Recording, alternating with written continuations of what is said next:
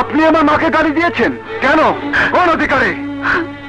একদিন আপনি আমার জীবন বাঁচিয়েছিলেন, তার বিনিময়ে আমি আমার জীবন দিয়ে দিতে পারি, কিন্তু আমার মায়ের অপমান আমি কিছুতেই সহ্য করব না।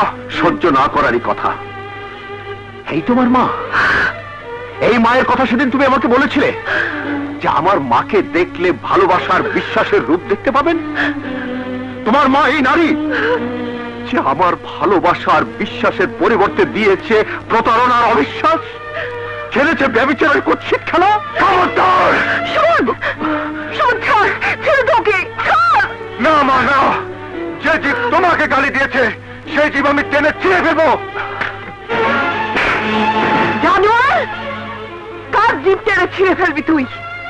কার বুকে জামা ধরেছিস তুই? জন্মদাতা বাপের গায়ে যার হাত ওঠে সে হাত ধ্বংস হয়ে যায়।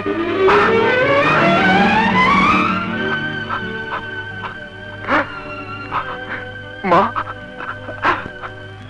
এই বাবা যার সম্পর্কে একটু কটু কথা বলেছিলাম বলে তুমি আমাকেও পর করে দিতে চেয়েছিলে, সেই বাবা তোমাকে গালি দিল। সেই বাবা। এবার বলো, আমি কি একাই অপবাদ দিয়েছি? প্রশ্ন করো তোমাদের গ্রামের এই লোকটিকে, প্রশ্ন করো, জেনে নাও কোনটা সত্য কোনটা মিথ্যে। তোমরাই সত্যি মা। সবাই যা বলে তাই তো মানুষ বিশ্বাস করে, তাই তো সত্যি হয়। আমি আমি একা তাকে মিথ্যে বানাবো কি করে? তোমাদের সবার দেয়া সমস্ত কলঙ্ক মাথায় নিয়ে আমি চলে যাচ্ছি। এই ঘর, এই বাড়ি, এই সব কিছু তোমরা ভেঙে ফেলো, ধ্বংস করে দিও। আমার কোনো পাপ যেন তোমাদেরকে স্পর্শ না করে, কোনো স্পর্শ না করে। আরে কার পাপের ভার কে মাথায় লইতেছে? আসল পাপি তো হাজির। ওই হারাম দাদা, সত্য কথা খুলে গো। আরে কষ্ট কইতেছি সব কিছুই ওই মহাজনের সাজানো। আমি মহাজনের কথায় রানী বুবুর পোলার ওষুধ নিয়ে ঘরে ঢুকছিলাম। তারপর মহাজন গ্রামের মাতবর মুরিব্বুকে লইয়া ঘরে ঢুকা পড়লে মহাজন যা যা শিখাইয়া দিছিল তাই তাই করছিলাম। বিচারও আমি মিথ্যা সাক্ষী দিছিলাম। আসলে রানী বাবু কোনো পাপ করে নাই। ওই মহাজন কুমতলব হাসিল করতে পারে নাই বইলা তাই চক্রান্ত করছিল। মহাজন, তোর জানের যেটুকু বাকি আছে এবার সেটা আমি শেষ করে দেব। আমাকে এবার মাফ করে দাও, আমাকে এবার মাফ করে দাও।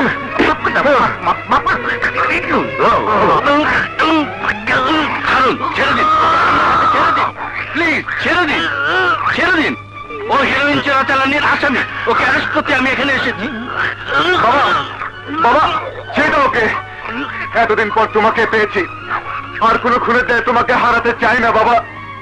বাবা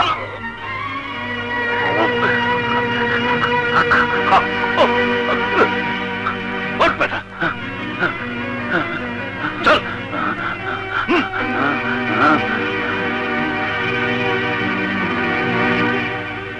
বাবা, সুমন, বাবা, হায় বাবা, হায় বাবা, বাবা।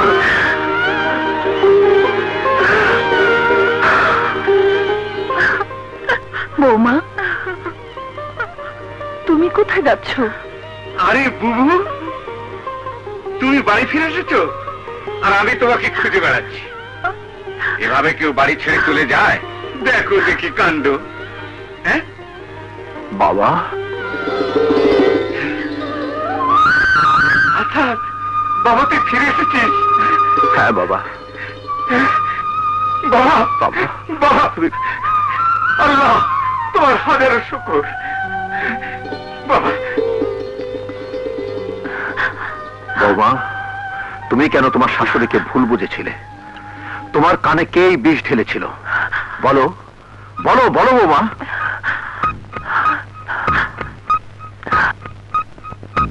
দাদিমা,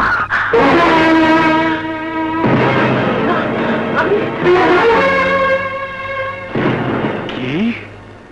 আরে কথায় আছে না, স্বভাব যায় না মনে আর খাসলত যায় না ধুলে। গেল সেই স্বভাব, সেই খাসলত। আরে যে বৌমাকে চরম অপমান করে, মেরে রক্তাক্ত করে, কুকুরের মতো বাড়ি থেকে বের করে দিয়েছিলে, সেই বৌমাই তোমাকে বস্তির অন্ধকার গলি থেকে তুলে এনে বুকে আশ্রয় দিয়েছে, চিকিৎসা করাচ্ছে, জান দিয়ে সেবা করছে। এত কিছুর পরেও আবার সেই বৌমার নামে মিথ্যে কলঙ্ক দিয়ে তুমি বাচ্চা মেয়েটার মন বিষিয়ে তুলেছ, বিষিয়ে তুলেছ। আজ তোর ওই খাসলত আমি নামেই ছাড়বো। শয়তানি, শয়তানি, শয়তানি। তোর জন্য সংসার আগুন করেছে, তোকে শেষ করে ফেলবো। শয়তানি, তোকে শেষ করে ফেলবো। তোর জন্য সংসার চুরি হয়ে গেল। শয়তানি, শয়তানি, তোকে শেষ করে ফেলবো, শেষ করে ফেলবো, করে ফেলবো। আপনি কি করছেন? মার গায়ে হাত তুললেন আপনি? কি করবো মা, কি করবো? এত বড় অপরাধীকে ক্ষমা করা যায় না। না বাবা, না। সন্তানের কাছে মায়ের কোনো অপরাধ নেই। বাবা, আমাকে মাফ করে দাও। মা, আমাকে মাফ করবেন না। না, না, আমার অপরাধের ক্ষমা চাইবার মুখও নেই মা। বৌমা, ভুল মানুষেরই হয়। তুমি তো ছেলে মানুষ, মেয়ের ভুল মা কখনোই মনে রাখে না। সুমন। জি মা। বৌমাকে ঘরে নিয়ে যা। ঠিক আছে, এসো। রানী, এক মিথ্যে অপরাধে 20 বছর জেল খেটে এসেছি। আবার ওই মিথ্যের জালে পড়ে তোমাকে যে আঘাত দিয়েছি, তার জন্য আমার মৃত্যু হওয়া উচিত। না গো না, ও কথা বলো না। এই 20 বছর ধরে যে কষ্ট যন্ত্রণা ত্যাগ স্বীকার করে তোমাকে আবার ফিরে পেয়েছি, আর কোনো মূল্যে তোমাকে হারাতে পারবো না। রানী, মা তোমার জন্য, শুধু তোমার লোভের জন্য আমাদের সবার জীবনকে তুমি তছনছ করে দিয়েছিলে। ভাগ্যের লিখন কেউ খণ্ডাতে পারে না, এটা আমাদের কপালে লেখা ছিল। মার কোনো দোষ নেই, মা চিরদিনই মা। মা? আরে মা তো তুমি, যে সবার অপরাধ ক্ষমা করতে পারে। শ্বশুর, শাশুড়ি, স্বামী, ছেলে, পুত্রবধূ সবার অপরাধ কত সহজে ক্ষমা করে দিলে। এই বাংলার নারী তো প্রকৃত মায়ের জাত। তোমার রূপই তো বাংলার সত্যিকারের মায়ের রূপ। তুমি বাংলার মা।